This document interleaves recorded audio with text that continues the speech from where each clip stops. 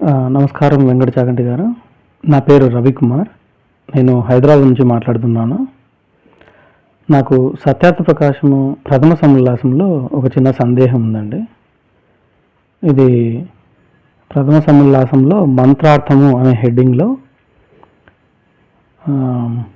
భగవంతుని యొక్క నామాలు గురించి డిస్కస్ చేసేటప్పుడు ఒక్కొక్క మంత్రంలో బ్రహ్మ అనే పదానికి ఒక్కొక్క రకమైన మీనింగ్ అనేది చెప్పారు. ఫర్ ఎగ్జాంపుల్, ఓం ఖం బ్రహ్మ, దీనికి అర్థం చెబుతూ బ్రహ్మ అంటే అన్నిటికంటే పెద్దవాడొకట చేత అతనికి బ్రహ్మ అనేది పేరు. సరే, బాగుంది. అయితే మనుస్మృతి నుంచి తీసుకున్నప్పుడు ఇది ఏతమగ్నిం వదంతేకే మనుమన్యే ప్రజాపతిం, ఈ శ్లోకం తీసుకున్నప్పుడు దానికి మీనింగ్ చెప్తూ బ్రహ్మ అంటే నిరంతర వ్యాపకుడొకట చేత అతనికి బ్రహ్మ అనే పేరు. సో ఎందుకు ఇట్లా బ్రహ్మ అనే దానికి డిఫరెంట్ మీనింగ్స్ ఉన్నాయి అని చెప్పేసి మొదటి క్వశ్చన్. అట్లనే నెక్స్ట్ కూడా స బ్రహ్మ స విష్ణు స రుద్ర, ఇది కైవల్యోపనిషత్తు. దానికి మీనింగ్ చెప్పేటప్పుడు బ్రహ్మ అంటే సర్వ జగత్తును నిర్మించడం చేత అతనికి బ్రహ్మ అనే పేరు అని. ఓకే, సో ఇలా ఎందుకు ఉన్నాయి, అది ఫస్ట్ క్వశ్చన్. రెండవది ఏంటంటే, ఈ నిరంతర వ్యాపకుడొకట చేత అతనికి బ్రహ్మ అని పేరు అని చెప్పారు. పరమేశ్వరుడు ఆల్రెడీ అంతటా ఉన్నాడు, మరలా నిరంతరం ఎలా వ్యాపిస్తాడు అనేది రెండవ క్వశ్చన్. దీనికి మీ వ్యాఖ్యానం చెప్పగలరు? Thank you. ఓం నమస్తే. నేను doctor Venkata Chaganti, president, university of applied Vedic sciences. Ravikumar, ఈయన అడిగిన ప్రశ్న విన్నారు కదండి. సత్యార్థ ప్రకాశము అంటే ఈ పుస్తకం అండి, సత్యార్థ ప్రకాశం. ఈ పుస్తకంలో మహర్షి దయానంద సరస్వతి అనేక సముల్లాసాలు రాశారు. అందులో ప్రథమ సముల్లాసంలో భగవంతుడి నామాలని చెప్పి ఆయన ఒక 100 పేర్లు ఇచ్చారు. దానిలో ఆయన రకరకాలుగా వ్యాఖ్యానాలు చేశారు. ఇందులోంచి తీసి రవికుమార్ గారు అడుగుతున్నది ఏంటంటే, బ్రహ్మ అన్న పదానికి అనేక అర్థాలు ఎలా ఇస్తారు అని చెప్పి కొన్ని ఉదాహరణలు చూపించారు. అవి నేను మీకు ఇప్పుడు చూపిస్తాను. అంతేకాకుండా బ్రహ్మ, ఈ పరమాత్ముడు ఎప్పుడూ వ్యాపకుడై ఉన్నప్పుడు, వ్యాపకుడుగానే ఉన్నప్పుడు మళ్ళీ నిరంతర వ్యాపకుడు అని ఎందుకు అన్నారు, ఇది రెండో ప్రశ్న కింద అడిగారు. సో మనము ఆయన చెప్పింది ఏమిటి, ఏ సముల్లాసంలో ఉన్నది ఏంటి ఒకసారి చూద్దాం, ప్రయత్నం చేద్దాం. అయితే రవికుమార్ గారు, మీరు ఇది అడిగే ముందరే మహర్షి దయానంద సరస్వతి ఆ క్లారిఫికేషన్ ఇచ్చారు. ఆ క్లారిఫికేషన్ మీరు చూడలేదు, అది విశేషం అనమాట. ఆ క్లారిఫికేషన్ చూసుంటుంటే మీరు ఈ ప్రశ్న అసలు అడిగేవాళ్లే కాదు. ఎందుకంటే ఇది జనరల్గా ఏమవుతుందంటే, పూర్తిగా చదవకుండా సగం సగం చదివి ఉన్నవాళ్ళు అడుగుతున్న ప్రశ్నలు. మీరు అట్లా కాదు, మీరు మొత్తము అనేక ప్రశ్నలను మీరు పంపించారు. దానిలో ఇదొకటి.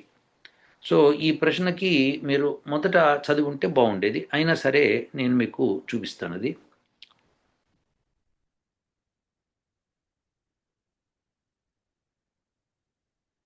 ఇది.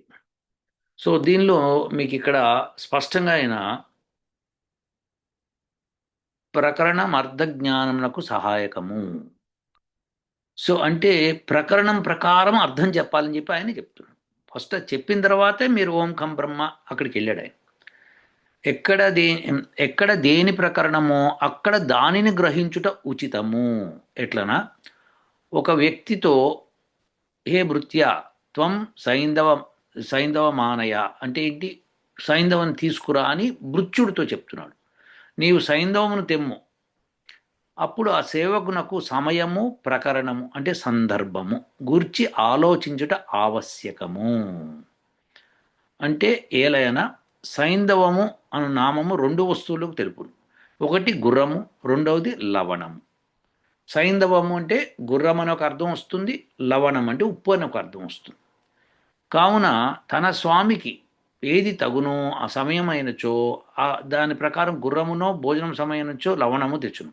అంటే గమన సమయమైనచో గుర్రమును, భోజన సమయమైనచో లవణము తెచ్చును. ఇది మనం చెప్పాల్సింది. అంటే భోజన సమయంలో సైంధవం తెమ్మన్నప్పుడు ఉప్పు తీసుకురావాలి. అదే నేను బయలుదేరుతున్నాను సైంధవాన్ని తీసుకురా అంటే గుర్రాన్ని తీసుకురావాలి. అది సందర్భాన్ని బట్టి, సమయాన్ని బట్టి సేవకుడు అర్థం చేసుకొని తీసుకురావాలి. అలా కాకుండా అతను కనుక అది కరెక్ట్గా బయలుదేరేటప్పుడు ఉప్పు తీసుకొచ్చి తినేటప్పుడు గుర్రాన్ని తీసుకొస్తే అర్థం ఉండదన్నమాట.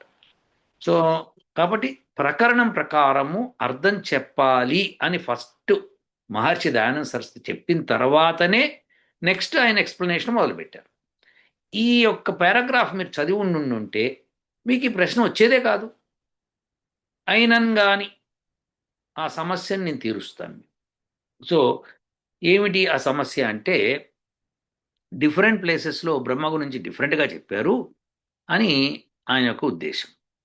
సో ఇందులో మంత్రార్థంలో మొట్టమొదట ఆయన చెప్పింది ఇక్కడ ఓం ఖం బ్రహ్మ, యజుర్వేదము అధ్యాయం 40 మంత్రం 17. ఓకే, వేదములన్నిటి ప్రకరణములలో పరమేశ్వరునకు శం ఓం మున్నగు 25 నామములు, అంటే పరమేశ్వరునకు ఓం అనే 25 నామాలు ఉన్నాయి ఈ ప్రకరణంలో అని చెప్పుకొస్తున్నారు. సో ఇప్పుడు అదే ఇక్కడ ఈ 3వ పేజీలో ఇచ్చాడు. అది ఫస్ట్ ఓం ఖం బ్రహ్మ యజుర్వేదము, తర్వాత ఏతమగ్నిం వదంతి ఏకే, ఇది మనుశ్లోకం. ఇది అలానే స బ్రహ్మ స విష్ణు స రుద్ర, ఇది కైవల్యోపనిషత్తు. సో ఇప్పుడు ఈ 3 ఉదాహరణలు తీసుకొని ఆయన ప్రశ్న అడిగాడు. సో మనము ఆ ప్రశ్నకి వెళ్దాం మళ్ళీ. దానిలో ఎక్స్ప్లెనేషన్ ఓం ఖం బ్రహ్మలో సర్వేభ్యో బృహత్వాత్ బ్రహ్మ, అన్నిటికంటే పెద్దవాడగుడిచే బ్రహ్మ అని చెప్పాడు ఇక్కడ. బాగుందండి. తర్వాత రెండో దానిలో నిరంతర వ్యాపకుడగుడిచే బ్రహ్మ అని పరమేశ్వరం, ఇక్కడ ఏతమగ్నిం అన్న దాని నుంచి, అంటే మన ధర్మశాస్త్రం నుంచి.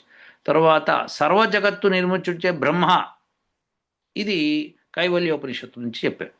సర్వ జగత్తును నిర్మించుడిచే బ్రహ్మ, ఇలా 3 అర్థాలు చెప్పాడు. ఇక్కడ పెద్దవాడని చెప్పాడు, ఇక్కడ నిరంతర వ్యాపకుడని చెప్పాడు, ఇక్కడేమో మరి జగత్తు నిర్మించే బ్రహ్మ అన్నాడు. ఇంకోటి కూడా మీరు అడగాల్సింది అదేంటంటే అంతటా వ్యాపకుడై ఉండుడిచే విష్ణువు, మళ్ళీ పైనేమో నిరంతర వ్యాపకుడిచే బ్రహ్మ అని చెప్పి అంతటా వ్యాపకుడై ఉండుడిచే విష్ణువు, ఇలా ఈ అర్థం కూడా మీరు అడుగుండాల్సింది. నేను క్లారిఫై చేస్తాను దాన్ని. సో దీనిలో ఇప్పుడు ఇది మొట్టమొదటిది ఏంటంటే యజుర్వేదం 40:17లో ఇందులో హిరణ్మయేన ఈ మంత్రంతో స్టార్ట్ అయ్యేది దేవత ఆత్మ ఋషి దీర్ఘతమా. అయితే ఇందులో ఓం ఖం బ్రహ్మ అని ఇచ్చాడు. ఓం ఖం బ్రహ్మ, ఇక్కడ చూడండి ఓ తర్వాత 3 సంఖ్య ఉంది, అంటే ఓని 3 సార్లు తీసుకురావాలి. ఓం ఇలా అన్నమాట. ఇది యజుర్వేదం. సో దేర్ ఫోర్ మనం ఏంటంటే ఈ ఓం చెప్పుకునేటప్పుడు కం బ్రహ్మ అంటే ఇక్కడ కం అంటే ఆకాశము అని ఒక అర్థం. సో ఓం ఆకాశము వలె వ్యాపకుడు అయినటువంటి బ్రహ్మ అని అర్థం అనమాట. అది అర్థం వస్తుంది. కాబట్టి ఇక్కడ వ్యాపకత్వాన్ని సూచిస్తోంది. అదే మనకి అక్కడ మహర్షి దయానంద సరస్వతి మనకి చెప్పారు. ఇక్కడ ఇక్కడ ఓం కం బ్రహ్మ అన్న దానికి ఎక్స్ప్లెనేషన్ ఇస్తూ ఇక్కడ మనకి దాని అర్థాన్ని చెప్పుంటారు. సరే, ఇప్పుడు మీకు అది అర్థమైంది ఓం ఖం బ్రహ్మ. ఇప్పుడు మనము ఈ రెండో దానికి వెళ్దాం. ఏది ఏతమగ్నిం వదంతి ఏకే మనుమన్యే ప్రజాపతిం, దాని అర్థం చెప్తూ ఇక్కడ మరియు స్వప్రకాశకుడగుచ్చే అగ్ని, విజ్ఞాన స్వరూపుడగుడిచే మనువు, అందరును పాలించుచే ప్రజాపతి, పరమైశ్వర్యవంతుడగుచ్చే ఇంద్రుడు, ఎల్లరి జీవనమూలమగుడిచే ప్రాణము, నిరంతర వ్యాపకుడగుడిచే బ్రహ్మ అని పరమేశ్వరుడి నామములు అని ఇచ్చాడు. సో ఇందులో బ్రహ్మ అన్నదానికి నిరంతర వ్యాపకుడు అని చెప్పి మీనింగ్ ఇచ్చాడు. పైన మనం చూసాం ఆకాశం వలె వ్యాపకుడు అంటే కంపారిజన్ చేశాడు అక్కడ. ఓం కం బ్రహ్మ అంటే ఆకాశముగా వ్యాపకుడైన వాడు బ్రహ్మ అని. సో ఓం నామం అతంది అని చెప్తున్నాడు. అంటే ఆ బ్రహ్మకి ఆకాశం వలె వ్యాపకుడయ్యాడు, అతని పేరు ఓం అని చెప్తున్నాడు. ఇక్కడ నిరంతర వ్యాపకుడు ఇది ప్రకరణం వేరు, మళ్ళీ ఇది మనుధర్మశాస్త్రంలోది. సో ఆయన ఆ ప్రకరణంలో ఒక రకంగా చెప్పాడు, అది వేదం నుంచి. ఇక్కడ మనుధర్మశాస్త్రంలో ఈ ప్రకరణం ప్రకారం అర్థం చెప్పాలి. ఆ ప్రకరణం ఇక్కడ కూడా ఆకాశంలో వ్యాపకుడు అంటే అర్థం ఉండదు, ఎందుకంటే అక్కడ లేదు ఆకాశంలో వ్యాపకుడు అని. లేనప్పుడు ప్రకరణం ప్రకారం చెప్పాలి తప్పితే బ్రహ్మ శాశ్వతం అని చెప్పాడు. శాశ్వతం అన్న పదం చూడలేదు. మీరు చూసుంటే మీరు నన్ను అడిగేవాళ్ళు కాదు. శాశ్వతము అంటే ఏమిటి? ఎల్లప్పుడూ, నిరంతరము అని అర్థం వస్తుంది. అందుకని నిరంతర వ్యాపకుడు చే బ్రహ్మ. అక్కడేమో ఆకాశం వలె వ్యాపకుడు అంటే కం బ్రహ్మ. సో ప్రకరణం ప్రకారం అర్థం చెప్పాలి అని మనకు తెలవాలి. అందుకని ఆయన మొట్టమొదట మహర్షి దయానంద సరస్వతి ఆ పారాగ్రాఫ్ ఇచ్చి తర్వాత అర్థాలు చెప్పడం మొదలుపెట్టారు. మీరు అది చూచుండుంటే అసలు ఈ ప్రశ్నే అడిగేవాళ్ళు కాదు.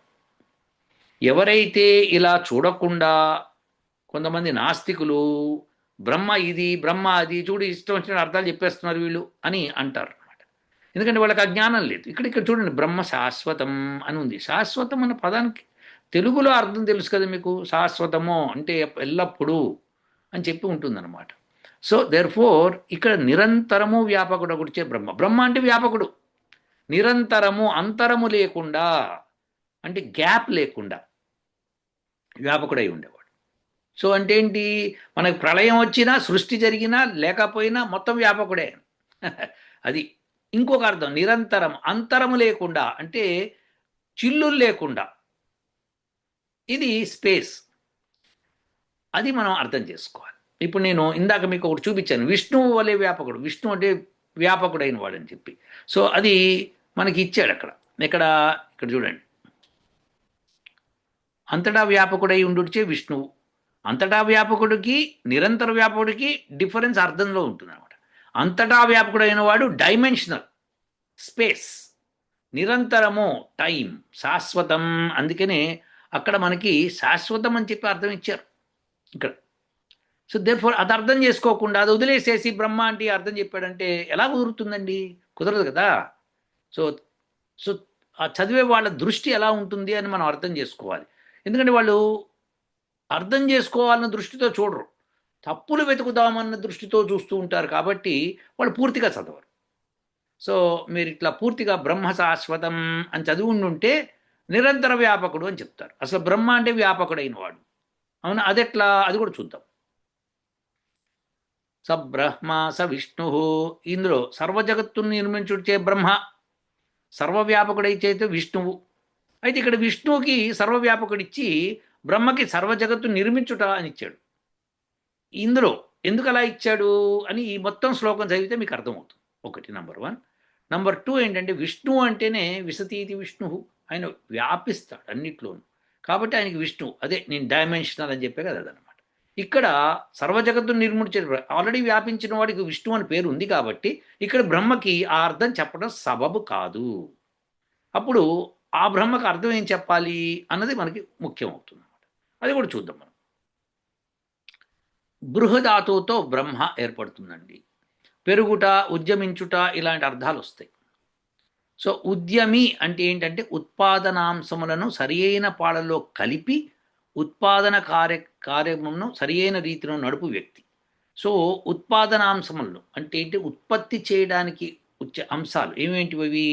ఉత్పాదన అంటే భూమి, ప్రాకృతికంగా లభించే సదుపాయాలన్నీ. ఇది డెఫినేషన్ ఆఫ్ డిక్షనరీ డెఫినేషన్ అన్నమాట. శ్రమ, మూలధనము, ఉద్యమి అను 4 అంశమును ఉపయోగం వలన ఒక వస్తువు కానీ సేవ కానీ ఉపయోగం కానీ తయారు చేయు కార్యక్రమం. సో ఉద్యమించేవాడు ఉద్యమి. ఆ ఉద్యమి ఎవడంటే ఇగో వస్తువుల్ని తీసుకొని కలిపి సమపాళ్ళలోనో అదుపాలను కలిపి వాటిని తయారు చేస్తాడనమాట. తయారు చేయవాడు కాబట్టి బ్రహ్మ. ఆ ఉద్యమించేవాడు కాబట్టి బ్రహ్మ. ఉద్యమించటం అంటే మనకు ఉద్యమాలు అంటే ఏంటి? జెండాలు పట్టుకు తిరగడం కాదు. సో ఇలా అనమాట. ఆ ఉత్పాదనాంశములను అంటే ఏ అంశాలతో ఉత్పాదన జరుగుతుందో అంటే క్రియేషన్ జరుగుతుందో వాళ్ళని సరైన పాళ్ళలో కలిపి, సమపాళ్ళలో సరైన పాళ్ళలో కలిపి ఉత్పాదన కార్యక్రమంను సరైన రీతిలో నడుపు. అది ఆ కార్యక్రమాన్ని కూడా సరైన రీతిలో నడపాలి. అతన్ని ఉద్యమి అంటారు. అతనే బృహధాతువుతో వచ్చింది బ్రహ్మ. సో అతడు సృష్టికర్త. అందుకని ఇందాక అర్థంలో మనకి సర్వజగత్తును నిర్మించుడిచే బ్రహ్మ అని అర్థం వచ్చిందనమాట. అవునా? తర్వాత బృహి అని ఇంకో ధాతువు కూడా, దాంతో కూడా ఏర్పడుతుంది బ్రహ్మ. వృద్ధౌ శబ్దేచ బృంహతి. వృద్ధి నొందుట, వృద్ధి నొందటం అన్నమాట. శబ్దము చేయుట, ఇలాంటి అర్థాలు వస్తాయి. ఇది మనకు తెలిసిన విషయం అన్నమాట. సో ఇలా మనము బ్రహ్మ శబ్దానికి అర్థాలు చెప్పుకోవాలి. సో వృద్ధి నొందటం ఏంటి? వృద్ధి నొందటం ఏంటి? వృద్ధి అంటే ఏమిటి? వృద్ధి అంటే ఏమిటి? ఒక రకమైన వస్తువు వృద్ధి నొందింది అంటే ఏంటి? దానికి ఇంకా కొత్త అవయవాలు ఏర్పడుతున్నాయి అని అర్థం కదా! బ్రహ్మ వృద్ధి నొందడానికి కొత్త అవయవాలు ఏర్పడతాయి అంటే కాదు. సృష్టి చేస్తూ ఉంటాడు కదా! సో, సృష్టిలో ఇప్పుడు కొన్ని నక్షత్రాలు, గ్రహాలు ఏర్పరిచిన తర్వాత మళ్ళీ కొంతకాలంలో కొన్ని నక్షత్రాలు, గ్రహాలు కొత్తవి ఏర్పడుతుంటాయి. వృద్ధి నొందుతున్నాడని చెప్తాం అనమాట. అదే ఇప్పుడు సైన్స్‌లో మనం ఏమంటామంటే యూనివర్స్ ఈజ్ ఎక్స్‌పాండింగ్ అని చెప్తారు. ఎక్స్‌పాండింగ్ ఎందుకు? కొత్త కొత్త వస్తువులు మధ్య మధ్యలో వస్తున్నాయి కాబట్టి అవి ఇంకోటి దూరం జరుగుతాయి. కాబట్టి ఇది దూరం జరుగుతున్నాయి కాబట్టి వృద్ధి. ఇదంతా వృద్ధి అన్నమాట. సో, ఇలా శబ్దం కూడా చేస్తాడు. బ్రహ్మ శబ్దం చేస్తాడు. ఆ శబ్దం ఏంటి అయింది? ఆయన శబ్దం అంటేనే వేదం. సో, అలా సృష్టికర్త విషయంలో, బ్రహ్మ విషయంలో ఇలా అర్థాలు చెప్పుకుంటూ రావాలి. ఇదండి విజయ్ కుమార్ గారు. మీకు అర్థమై ఉంటుంది. రవికుమార్ గారు మీకు అర్థమై ఉంటుంది. ఏమని? బ్రహ్మ అంటే ఎందుకు? సందర్భాన్ని బట్టి. మీకు బ్రహ్మ శాశ్వతం అన్నప్పుడు నిరంతర వ్యాపకుడు అని చెప్పాడు. బావుంది. అలానే ఓం కం బ్రహ్మ అన్నప్పుడు కం అంటే ఆకాశం. ఆకాశంలా వ్యాపకుడు. అందుకని ఆయనకి ఓం కం బ్రహ్మ అని. సో, అలానే ఇప్పుడు మనకి ఈ విషయంలో ఇంకొక అర్థం కూడా చెప్పుకున్నాం. సో, బ్రహ్మకి మనం ఏ ఏ సందర్భంలో, ఏ శ్లోకంలో లేతే ఏ మంత్రంలో, వేదంలో అయితే మంత్రము, ఉపనిషత్తుల్లో వాటిలో అయితే శ్లోకాలు. సో, ఏ శ్లోకంలో ఎటువంటి అర్థాలు చెప్పారు అన్నది ఆ సందర్భాన్ని బట్టి. అక్కడ సబ్రహ్మ విష్ణు అన్నప్పుడు విష్ణువుకి వ్యాపకుడు అని అర్థం స్పష్టంగా ఉంది. ఆయన డైమెన్షనల్ అన్నమాట. ఈ బ్రహ్మ అంటే నిరంతరం. అంటే ఏమిటి? సమయంలో కూడా గ్యాప్ లేకుండా ఎక్కడ చిల్లు లేదు ఆయనకి. సో, అలాంటిది బ్రహ్మ. కాబట్టి ఇట్లా బ్రహ్మని అనేక రకాలుగా వ్యాఖ్యానించవచ్చు. సందర్భాన్ని బట్టి, ఆ శ్లోకాన్ని బట్టి, ప్రకరణాన్ని బట్టి అర్థం చెప్పాలి అని ఫస్టే మహర్షి దయానంద సరస్వతి గారు చెప్పి, ఆ తర్వాత ఇది చెప్పారు. అది ఋషి యొక్క గొప్పతనం. మనలాంటి వాళ్ళకి మనం అవరులం. అంటే మనకి కొద్దిగా తెలివి తక్కువ ఉంటుంది. సో, అలాంటి మనకి ఆయన జ్ఞానం ఇచ్చారు.